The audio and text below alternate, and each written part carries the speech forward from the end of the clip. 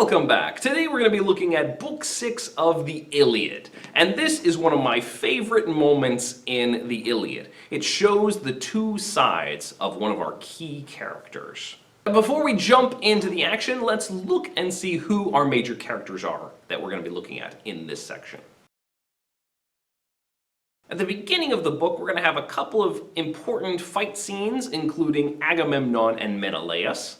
And we'll see their relationship and also the way they approach battle. Agamemnon we've seen as a very brutish and harsh kind of person. Menelaus, who is a powerful warrior and somebody who is angry and bitter about the wrongs that have happened to him, has a bit more heart than his brother sometimes.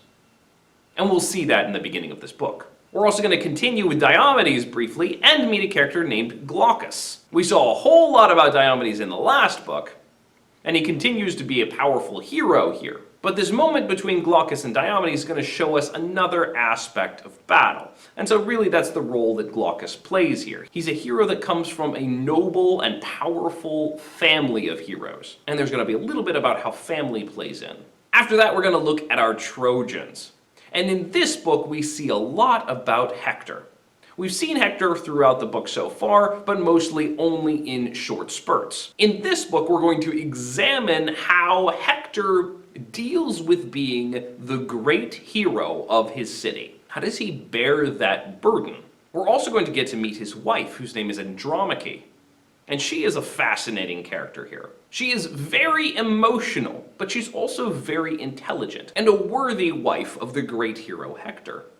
We'll see both sides of her as we look at this book. We also get to meet Hector's mother, Hecuba, the noble queen, who, like her husband Priam, is dealing with the pain and grief of her sons being destroyed in front of her face. And we also return to Paris and Helen, who we examined quite a bit earlier. They've just been making out this whole time, while everything else has been going on. As before, we saw Paris as a very shallow character, and he continues to demonstrate those qualities. Helen is full of self-deprecation. She's beating herself up for all of this, and when we last saw her, she was being manipulated by Aphrodite. And so she feels very trapped in this moment, and I think we'll continue to see her in the same light. Alright, let's jump in and look at what happens in Book 6. So Book 6 begins with the fighting still going on. The gods have finally set out for the moment. We'll see how long that lasts. But we have big heroes who are doing some big significant fights back and forth in the first few pages of this book. Diomedes, Ajax, Antilochus, all of them are performing these big heroic actions. By about line 45, we get this one particular interaction that I think is interesting. Menelaus captures a character called Adrestus. And it wasn't because of Menelaus beat him in a fight. Adrestus actually messed up his chariot. His horses got tangled in a tamarisk tree and threw him. And so he rolls over and over in the ground and happens to land at Menelaus' feet, who then holds his spear to his chest. So Adrestus is captured and he pleads with Menelaus, "Please don't kill me. My family will give you a huge ransom. Please sell me back." His pleas were moving the heart in Menelaus, just at the point of handing him to an aide to take him back to the fast Achaean ships, when up rushed Agamemnon, blocking his way and shouting out, "So soft, dear brother? Why? Why such concern for enemies? I suppose you got such tender loving care at home from the Trojans. Ah, would to God not one of them could escape his sudden plunging death beneath our hands. No baby boy still in his mother's belly, not even he escape, all Ilium blotted out. No tears for their lives, no markers for their graves." So, you know, they wronged us, so we want to kill every single one of them. No mercy, not on a single one of them. And so Agamemnon then commits a war crime by slaughtering a prisoner. Menelaus shoves Adrestus back to the ground, and Agamemnon spears him. Gross. And so we see this intense brutality of war. Take no prisoners, let them all die, no mercy. This, however, contrasts with a moment just a page later. But first, before we get to that moment, we see Nestor leading the charge. No more plunder, just keep fighting, slaughter, slaughter, slaughter. And so the Greeks are really taking control of the field again. And one of the princes, sons of Priam, turns to his brother Hector. It's Helenus. He turns to Hector and says, "Hector, we're in bad shape. Let's rally our men as best we can, and then Hector, you go back to the city and get the women to pray to Athena for us. She's not on our side, but maybe if we offer sacrifices and pray to her, if all the noble ladies of town will pray to her, something might happen. She's backing this guy Diomedes, and he is killing us. Listen to the way he describes Diomedes. If only she'll hold Diomedes back from the holy city, that wild spearman, that invincible headlong terror. He is the strongest Argive now, I tell you. Never once did we fear Achilles so, captain of armies, born of a goddess too, or so they say. But here's a maniac run amok. No one can match his fury man to man. So, Helenus tells Hector, this Diomedes guy, he's so much scarier than Achilles ever was to us. So we have to pause here and go back to book 1. What was it that Achilles prayed to Zeus for? He prayed that the Trojans would win, that his side would lose, so that they would come crying to him and say, hey, we need you, we don't have anyone who can replace you. Has that prayer been fulfilled yet? No, definitely not. In fact, at this moment, Diomedes has more than taken the place of Achilles. So much so that the Trojans are saying, Diomedes is way worse than Achilles ever was to us. Interesting. It certainly does take a long time to get around to Zeus's promise being fulfilled. Let's keep that in mind as we go forward. So Hector turns and rallies the men and then heads back into the city. We'll see what happens in the city in a moment. But now we have this moment where Glaucus comes up against Diomedes, and the two of them start approaching each other. And Diomedes sees Glaucus and he says, who are you? You look like almost godlike. And there's this fun moment where Diomedes talks about fighting the gods, which of course was the major idea and theme and action in the last book. And Diomedes says, if you're a man, I'm ready to kill you. But if you're one of those gods, hold up. But if you are an immortal, come from the blue. I'm not the man to fight the gods of heaven. It's interesting for Diomedes to say that, since that's almost all he did in the last book, was fight the gods of heaven. And then he gives a little anecdote about this one guy Lycurgus who fought against the gods and it destroyed his life. But he ends by saying, no, my friend, I have no desire to fight the blithe immortals. But if you're a man who eats the crops of earth, a man born for death, come closer. The sooner you will meet your day to die. And so it seems as though Diomedes has already had his fill of fighting the gods. And he's ready to kind of back off from that a little bit. He's begun to learn that fighting against fate, you can only do it so many times before you lose. But Glaucus says, let me tell you my family tree and my life story. And he does so for about 3 pages. It's a fairly long story. And he focuses on his lineage, his father, but particularly his grandfather, Bellerophon, who was a very famous hero. And to some extent, some of the things that his grandfather did were challenges against the gods as well. And so we continue in that vein and in that theme. But as he comes to a close, he says, well, that was my lineage, that was my royal family. But Diomedes, in that moment, when he hears his story, instead of fighting him, takes his spear and shoves it into the ground and reaches out to embrace him. Splendid! You are my friend, my guest from the days of our grandfathers long ago. Noble Oeneus hosted your brave Bellerophon once. He held him here in this halls 20 whole days, and they gave each other handsome gifts of friendship. My kinsman offered a gleaming sword belt, rich red. Bellerophon gave a cup, 2-handled, solid gold. I left it at home when I set out for Troy. When Diomedes recognizes that Glaucus had a grandfather who had a relationship with his grandfather and that they were close friends, he reaches out in friendship to Glaucus, even though they're on opposite sides. And they clasp hands, and they trade armor as a sign of their friendship. That's a kind of fascinating moment, especially considering that just about a page ago, we had this brutal slaughter of a prisoner by Agamemnon. Agamemnon who says, no mercy for any of them. I want them all to die. Here is Diomedes, who's a killing machine, and he is offering friendship and extending mercy to Glaucus, because of a connection in the past between their families. And they say to each other, we won't fight each other, there's plenty of other people to kill, we will avoid each other on the battlefield. Come, let's keep clear of each other's spears, even there in the thick of battle. Look, plenty of Trojans there for me to kill, your famous allies too, any soldier the god will bring in range or I can run to ground. And plenty of Argives too, kill them if you can. But let's trade armor. The men must know our claim. We are sworn friends from our father's days till now. Quite a different attitude from the one we just saw in Agamemnon.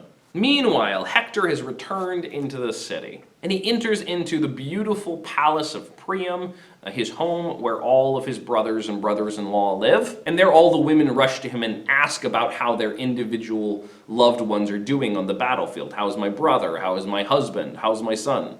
He just tells them all to pray, and he enters into the city. There he sees his mother, Hecuba.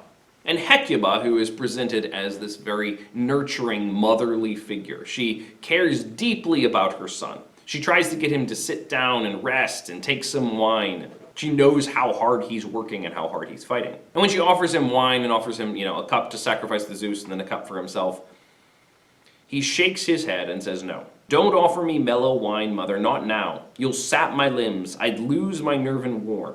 And I'd be ashamed to pour a glistening cup to Zeus with unwashed hands. I'm splattered with blood and filth. How could I pray to the Lord of storm and lightning? No, mother, you are the one to pray." And then he tells her to go to Athena's shrine with all the women, make a great sacrifice. But notice there, one, he can't sit down and rest, and he definitely can't take wine because he needs his wits and his sharp edge. He can't back down from the fight now. No rest for him. But also, he's too filthy and dirty to offer a sacrifice to Zeus. That's going to be important in just a moment. And after he tells her to pray that Diomedes would stop killing them, he says, "I'm going to go find Paris now and summon him to fight." And then he begins to curse his brother because Paris has caused all of this and is not doing anything. He's not lifting a finger to try to help them out of it. He's very, very angry at Paris. And Hecuba, the mother of both these boys, rather than trying to apologize for Paris, rather than trying to soften Hector's response to Paris, she simply lets it go. She doesn't say anything to it. She understands her son Hector's anger at his brother. And so she turns and goes to do her duty, which is to pray to Athena. Of course, Athena doesn't want any of it because she hates the Trojans. But they pray, "Please, please, please stop Diomedes from slaughtering all of us." Hector goes to find Paris, and he finds him in his room with Helen. And what is Paris doing? He's polishing his really shiny armor. It looks really good, because Paris is such a handsome guy, he looks like a god. We say that over and over again. Notice the contrast between the way Paris looks with his extra shiny armor that he's taking extra time to shine, and Hector. Now, we keep talking about Hector's flashing helmet, and I'll come back to that in a moment. But Hector says, "I am covered with gore and filth. I am sweaty. I am nasty." And yet if we pause here in this moment, which one of these two fighters looks better? Well, Paris looks cleaner, and he probably smells nicer. But Hector looks like someone who is doing his duty. He looks heroic, whereas Paris looks like a coward who's dodging the battle. And Hector berates him. He shouts at him for just a moment. "What on earth are you doing? Oh, how wrong it is, this anger you keep smoldering in your heart. Look, your people are dying around the city, the steep walls, dying in arms, and all for you!" The battle cries and the fighting flaring up around the citadel. Notice that he pinpoints rage or anger as the reason Paris is sitting out. Are you angry that's making you sit out here and sulk? Notice that that mirrors Achilles, who is sitting out in a rage, in a sulky rage. Paris, however, says, no, it's not rage. And yeah, I deserve it, I shouldn't be sitting out, I get it. But it's not so much from anger or outrage at our people that I keep to my room so long. I only want to plunge myself in grief. But just now, my wife was bringing me round, her winning words urging me back to battle. And so Helen has been trying to talk him into going back out on the battlefield, and he's like, "Oh yeah, she's been telling me I ought to do it, I ought to do it." So it's not anger that's making me sit out, I'm just sad. I'm just sad, that's why I'm not fighting. Loser! And Hector doesn't even respond to Paris. He can't even bother to respond to him because Paris is so obnoxious. But Helen stands up and speaks to Hector. First of all, she beats herself up, saying, "I'm responsible for this. I did this to you, and I see how much you're, sacrificing for all of this, and it's my fault, and I feel terrible about that." But she also turns towards Paris and says, "I wish I had been the wife of a better man, someone alive in outrage, the withering scorn of men. This one has no steadiness in his spirit. Not now, he never will. And he's going to reap the fruits of it, I swear." And so she recognizes that the man that she's with now is a complete loser. He's pathetic. She invites Hector to sit down and rest because he deserves it. They've done all this to him, you deserve to sit down and rest. But just like he said to his mother, he's not going to sit down and rest. He has to move on. And Helen grieves that she's been swept into this, her and Paris together, both responsible for all of this, and somehow they're going to live together forever in song, or recognizing the significance of the story that will be told about them. All their fault that this city is destroyed. And Hector says, I can't sit down. I've got too much to do. I've got one more stop to go before I get back on the battlefield. Please get Paris moving. Please get him up on his feet and send him out. And so Hector turns and leaves. The last stop he has in the city is to visit his own house, to check on his wife one time before he heads back out on the battlefield. But as he gets to his home, he finds she's not there. And we find out a little bit about Andromache at this point. She has gone to the tower to watch the battlefield with the nurse and her son behind her. And so he turns to the servants and he says, where's Andromache? Has she gone to her in-laws, to my family? Or has she gone to pray? But no, she's gone to neither of those places. And that's fairly telling about her character. She's not one that turns to her in-laws, her family, her extended family, I guess, for comfort and support. And she's not the kind of person who turns to religion and faith, the gods, for support. Rather, where does she go? She goes to the tower to watch the battle. In part, that's to see her husband as close as possible. But also, we find out that she has a sharp eye for war, which shows a lot about what kind of person she is. And so Hector goes to find her. And when he sees her, she rushes to him and she begins to weep. Andromache, pressing close beside him and weeping freely now, clung to his hand, urged him, called him. Reckless one, my Hector, your own fiery courage will destroy you. Have you no pity for him, our helpless son, or me, and the destiny that weighs me down, your widow, now so soon? Yes, soon they will kill you off, all the Achaean forces massed for assault, and then, bereft of you, better for me to sink beneath the earth. What other warmth, what comforts left for me, once you have met your doom, nothing but torment.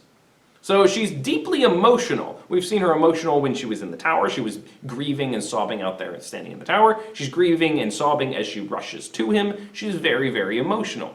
Does she have a reason to be emotional? Well, the next thing that we discover about her is that her entire family has already been slaughtered in war. Her father, all of her brothers, her mother was taken captive and then later slaughtered. And so she's lost absolutely everyone in her life up to this point. And her husband is out there every day throwing himself in harm's way. She says to him, you, Hector, you are my father now, my noble mother, a brother too, and you are my husband, young and warm and strong. Pity me, please. Take your stand on the rampart here before you orphan your son and make your wife a widow. And so she calls him to sit out, just like everyone else has called him to rest. She says, please don't go throw yourself in the fighting anymore. But the very next thing she says is telling. She says, draw your armies up over there where the wild fig tree stands. There, where the city lies most open to assault, the walls lower, easily overrun. 3 times they've tried that point, hoping to storm Troy. Their best fighters led by the great and little Ajax, famous Idomeneus, Atreus' sons, valiant Diomedes. Perhaps a skilled prophet revealed that spot, or their own fury whips them on to attack.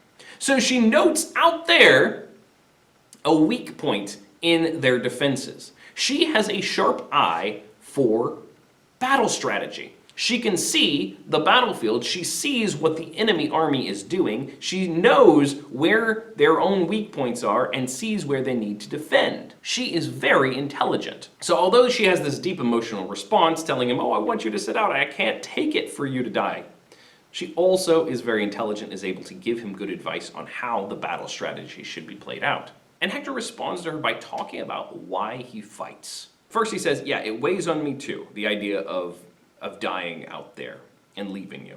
But first, he says, it would be a shame to sit out while the men of Troy fight, like his brother Paris does. I would die of shame to face the men of Troy and the Trojan women trailing their long robes if I would shrink from battle now a coward. The second reason, he says, is that he wants to gain glory for himself and for his family. His family is the kings of the city, right? Priam. And he wants to gain glory for his father and his father's family, but also for himself. I want the glory to stand up bravely, always to fight in the front ranks of Trojan soldiers, winning my father great glory, glory for myself. And then he also gives a third reason, and that is that he wants to stave off the destruction of the city. He senses how much danger there is in Troy, how likely they are to fall. And so he must throw himself forward to give everything to keep them from destruction. But his final reason, he says, is the most important. It outweighs all of the other reasons. He wants to protect his home and the city and the people of the city and the king of the city. But if his mother were to die, his father were to die, all those things would not be as painful as the thought of his wife and son facing the consequences of the Greeks overthrowing the city of Troy. All these other things, he says, that is nothing, nothing beside your agony, when some brazen Argive hales you off in tears, wrenching away your day of light and freedom. No, no, let the earth come piling over my dead body before I hear your cries, I hear you dragged away. So he's going to keep fighting to defend his home and his family. He's not fighting just because he's trying to show off, he's fighting because he loves his home and his family. And so we see this very interesting balance between Hector, the heroic warrior, and Hector, the family man. A moment before this, he smiled when he first saw his son, even though his wife was grieving. And now, he reaches down to pick up his son. But when he does so, his son is afraid. And the son is frightened of Hector's helmet. Now, it's one of the Homeric epithets in this section that every time Hector's name is mentioned nearly, it says Hector with helmet flashing, or with the flashing helmet, because he's got a really shiny helmet. It's a way of identifying Hector. It's one of those epithets. In fact, it mentions it 10 times in Book 6 alone. His helmet is part of his glorious heroism. It is the shining protection of his head when he's in battle. And yet his child is afraid of it. In the same breath, shining Hector reached down for his son. But the boy recoiled, cringing against his nurse's full breast, screaming out at the sight of his own father, terrified by the flashing bronze, the horsehair crest, the great ridge of the helmet nodding, bristling terror. So it struck his eyes. And his loving father laughed.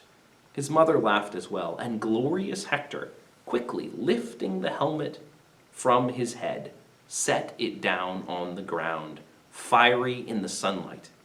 And raising his son, he kissed him, tossed him in his arms, lifting a prayer to Zeus and the other deathless gods.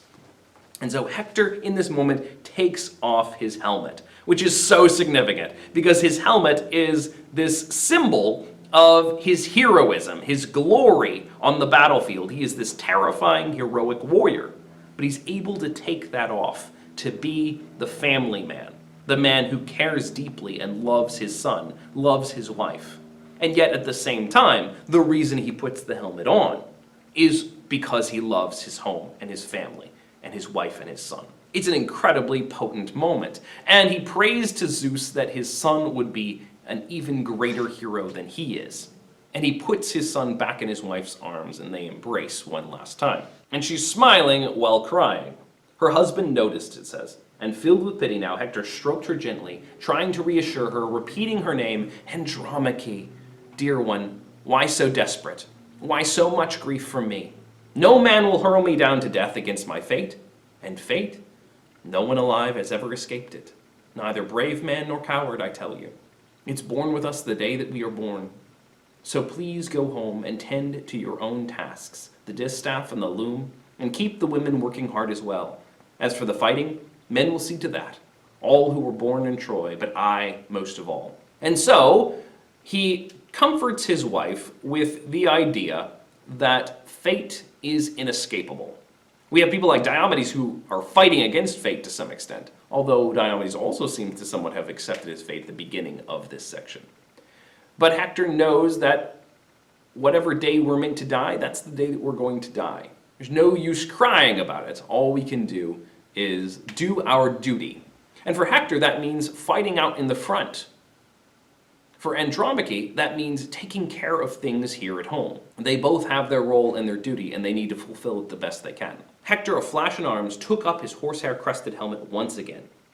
And so he puts back on the helmet, returning to the warrior. And his loving wife went home, turning, glancing back again and again, and weeping live, warm tears. And she returns to the women, and they gather together, and they weep because they don't know if they're going to see Hector again.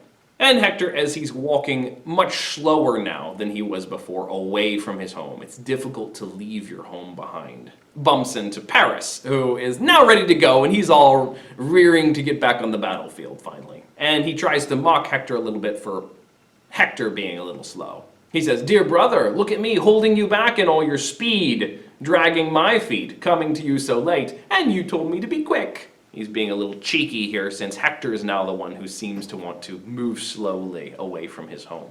And Hector gives him a mini pep talk / criticism. Hey, you're a decent fighter. You could do a good work out there if you just get out there on the battlefield. So let's go. Let's make a difference here. It's time to fight. Let's go on to book 7. And so we come to the end of the action. Let's talk about some of the key features of this section.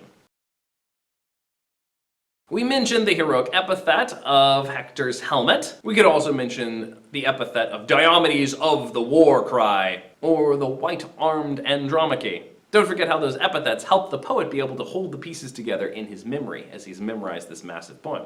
I also already mentioned the symbolism of the helmet. It's such a fantastic symbol here, this symbol of Hector as this powerful warrior. But he's able to take it off to be the family man, and put it back on again to love his family by defending them and fighting for them. Finally, there are lots of key themes in this section, not only the themes of war, the devastation of war. We see Agamemnon and his brutality at the beginning, but we also see the power of family, and how your love of family and your duty towards your family have to balance with your duty towards your country and your duty in war. The families of Glaucus and Diomedes led them to friendship rather than conflict. And of course, Hector's family is what both motivates him towards heroism, but also gives him a reason to sometimes take the helmet off. That's all for this time. We'll see what happens when we continue as Hector and Paris return to the battlefield in Book 7. Thanks for watching. You can click to subscribe to watch another video, and I will see you next time. Bye-bye.